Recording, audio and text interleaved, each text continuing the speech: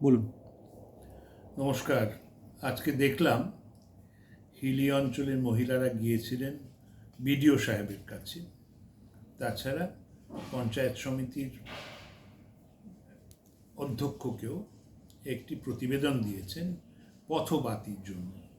পথবাতির ভীষণ প্রয়োজন। পথবাতি আমার দক্ষিণ দিনাজপুর জেলায় এবং আমার বালুরঘাট বিধায়ক কেন্দ্রে ভীষণ অভাব। তো আমি এখন অবধি 46টি পথবাতি বসিয়েছি। ধলপাড়াতে 10টি, জামালপুরে 10টি, পাঞ্জুলে 10টি, হিলিতে 8টি এবং বিনশিরাতে 8টি।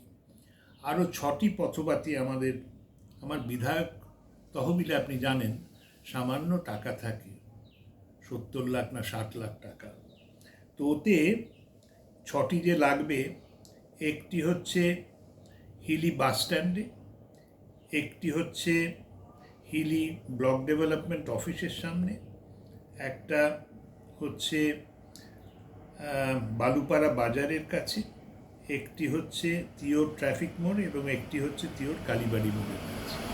সামান্য, এ তো সিন্ধুতে বিন্দু দেওয়ার মতো। আমার যা ক্ষমতা তাতে এর বেশি করা সম্ভব নয়। তাতেও আমি বলবো যে আপনাদের বিশেষ কোনো জায়গায় আমার সামান্য সামর্থ্যে যেটা সম্ভব, একটা কোনো বিশেষ জায়গাগুলি যদি থাকে, 2-4টি বাতির যদি কথা থাকে আপনি জানাবেন। এই বিধায়ক তহবিল থেকে আমি দেওয়ার চেষ্টা করব।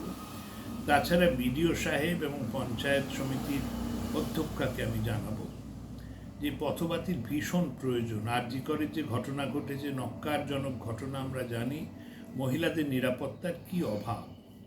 পথবাতি না থাকলে ওখানে যাতায়াত করা আরও দুর্বিষহ হয়ে ওঠে। আর আপনারা জানেন নিশ্চয়ই যে এখন একটা সহজ পরিমাপ আছে। আকাশ থেকে ওরা ছবি নেয় রাত্রির বেলা, দেখে কোথায় কত আলো জ্বলছে। ওই আলো দেখে বোঝা যায় উন্নয়ন কি হয়েছে কোনো জায়গায়। আপনার যদি পয়সা কড়ি না থাকে, আপনার যদি সামর্থ্য না থাকে, তাহলে তো আলো জ্বালাতে পারবেন না। বড় বড় শহরে যান, যেখানে আর্থিক সামর্থ্য রয়েছে, দেখবেন আলোয় ঝলঝল করছে। সেখানে আমাদের রূপসী হিলির কী অবস্থা।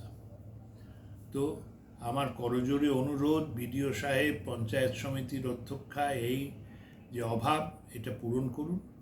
আর মহিলাদের আমার অনুরোধ যে আপনারা আমার অফিসে আসুন। নারায়ণপুরে আমার অফিস রয়েছে বালুরঘাটে।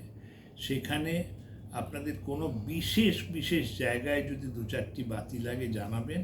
আমি চেষ্টা করব সেই বাতি আমার বিধায়ক তহবিল থেকে দেওয়ার জন্য।